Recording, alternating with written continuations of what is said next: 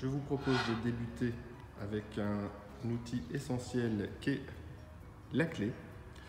La clé se compose de 3 boutons et vous avez également une sortie de l'insert grâce à un système cran d'arrêt. Ces 3 boutons, l'utilisation est assez simple. Un bouton de fermeture. Vous reconnaissez alors que votre véhicule est fermé au clignotement continu que l'on vient de voir. Un bouton de déverrouillage, celui du milieu. En cliquant sur ce bouton, le véhicule clignote 2 fois. Votre véhicule est ouvert. Et enfin, une fois que le véhicule est fermé, vous avez ce 3e bouton. Un bouton qu'il faut maintenir quelques secondes. Ce bouton, en le maintenant, vous allez remarquer que votre véhicule va également clignoter 2 fois.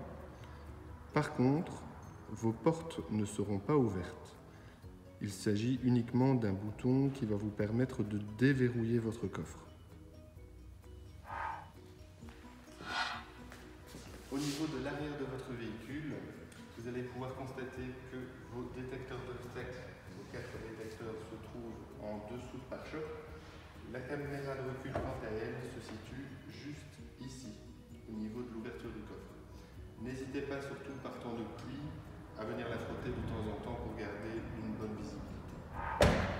Au niveau de votre coffre, vous allez pouvoir retrouver votre pochette Kia qui renferme ce que l'on appelle le kit légal.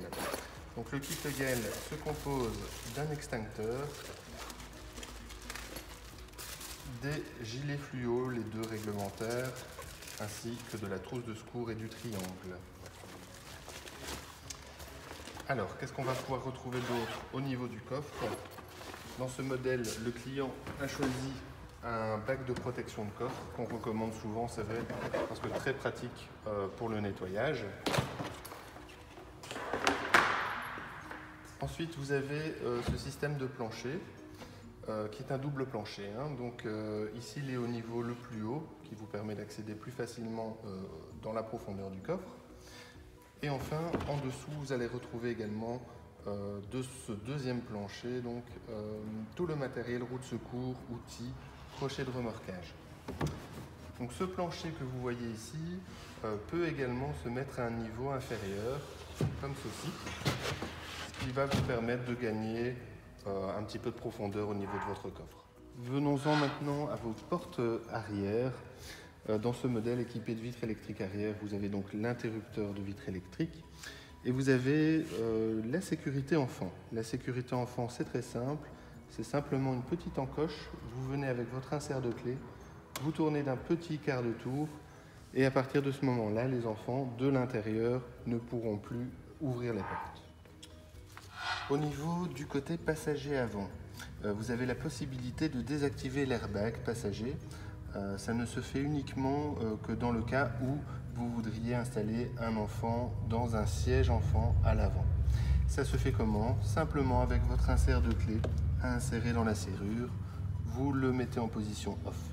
Attention que dans ce cas-là, vous aurez un témoin au tableau de bord qui vous indiquera que l'airbag a été désenclenché. Au niveau réglage du siège passager, vous avez ici le réglage en inclinaison du dossier et par-dessous le réglage en profondeur du dossier. La boîte à gants se trouve ici. Au niveau de la porte conducteur, vous avez tout d'abord les 4 boutons qui permettent d'actionner les vitres électriques, 2 à l'avant, 2 à l'arrière.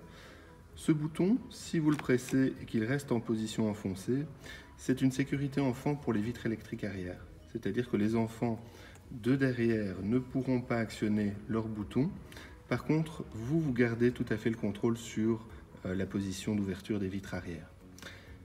Ici, vous avez tout ce qui concerne les rétroviseurs extérieurs. Vous voulez régler votre rétroviseur gauche, vous pressez d'abord sur le côté gauche du bouton. Ensuite, vous allez pouvoir ajuster la position du miroir grâce au curseur. Même chose du côté droit.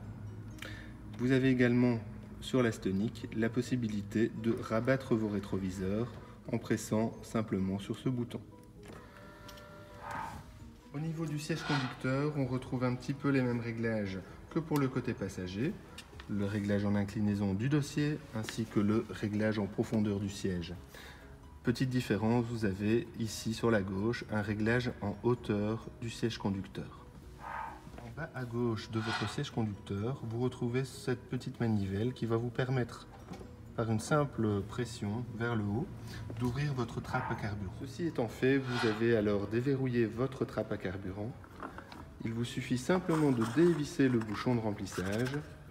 Vous avez une petite encoche qui vous permet de le maintenir pendant que vous remplissez votre réservoir de carburant. Toujours côté conducteur, vous avez ici plusieurs commandes. Tout d'abord ici en bas, la possibilité d'ouvrir votre capot en tirant sur cette manivelle. Ensuite, plus haut, vous avez ici le réglage en hauteur des feux de croisement. Cette position doit toujours rester sur 0, mais peut se régler jusqu'au niveau 3. Alors, à utiliser en fait uniquement quand vous allez charger fortement le véhicule dans le coffre ou à l'arrière. En mettant ce bouton sur la position 1 ou 2 ou 3, cela va vous permettre en fait de baisser vos phares et de ne pas éblouir les véhicules que vous croiseriez.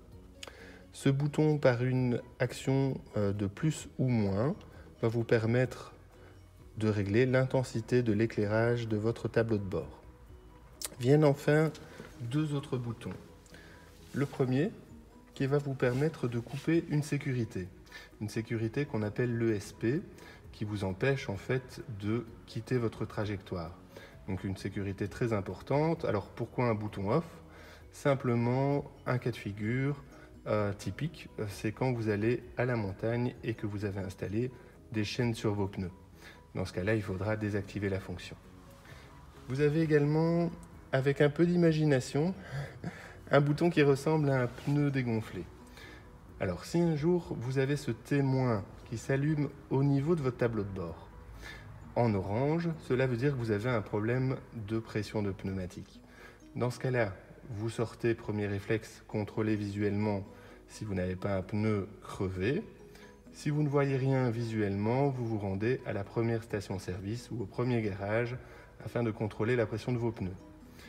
Ceci étant fait, par une pression pendant 3 secondes sur ce bouton, vous allez en fait simplement effacer le témoin. Si ce témoin réapparaît par la suite, c'est que vous avez un pneu crevé et dans ce cas-là, il faut vous rendre dans un garage pour pouvoir le réparer. Je vais maintenant vous expliquer le fonctionnement du commodo gauche. Ici, vous avez une position pour les phares 0, où il ne se passe pas grand-chose. Automatique. Vos phares sont en position automatique, cela veut dire qu'ils vont s'allumer quand il commence à faire noir, donc un capteur de luminosité qui va l'activer, et également quand vous allez rentrer ou sortir d'un tunnel. Ensuite, vous avez les deux modes manuels, le premier qui sont les feux de position, et enfin les feux de croisement, toujours en mode manuel. Les appels de phare, il vous suffit de tirer sur le commodo, et pour bloquer la position en grand phare, vous poussez le commodo vers l'avant. Vous avez également sur ce commodo la commande des antibrouillards, un antibrouillard arrière, un antibrouillard avant. Donc en poussant, vous allez l'allumer. Pour l'éteindre, vous repoussez à nouveau. Vous avez également sur ce commodo les clignotants droit et gauche. Le commodo droit, quant à lui, concerne tout ce qui est commande des essuie-glaces. Vous avez donc une première pression vers le bas qui va simplement donner un balayage à l'avant. Vous avez ensuite la position automatique. Cette position automatique agit avec un capteur de pluie qui va s'activer en fonction de l'intensité de la pluie. Vous allez aussi pouvoir régler la vitesse ou la sensibilité plutôt du capteur de pluie. Une position ensuite manuelle qui est la première vitesse et la seconde, où ça ira le plus vite. Si vous tirez le commodo vers vous, vous allez faire les lave-phares avant.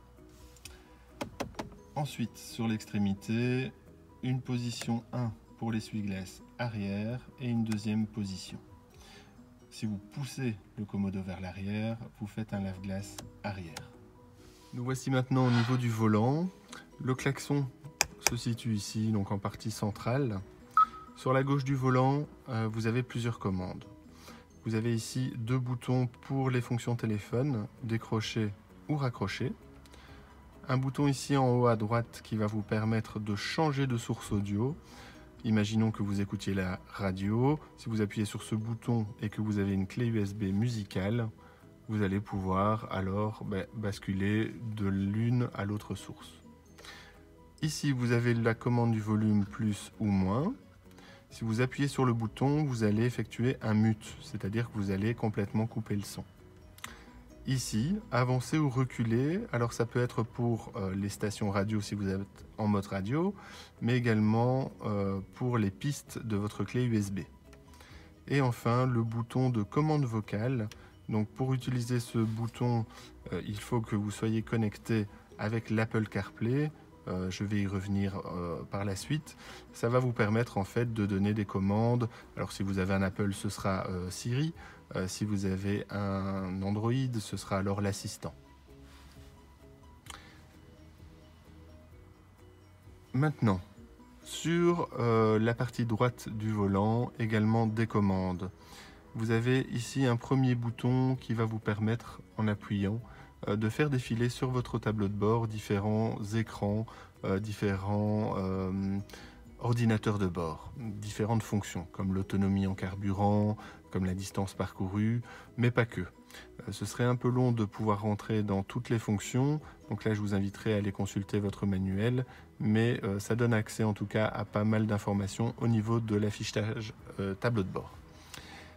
Ici, ce sont les commandes, donc toutes ces commandes que vous voyez là, pour, et celle-ci aussi d'ailleurs, le régulateur de vitesse. Alors comment l'activer? Vous appuyez sur le bouton mode et vous allez voir à votre tableau de bord une indication cruise.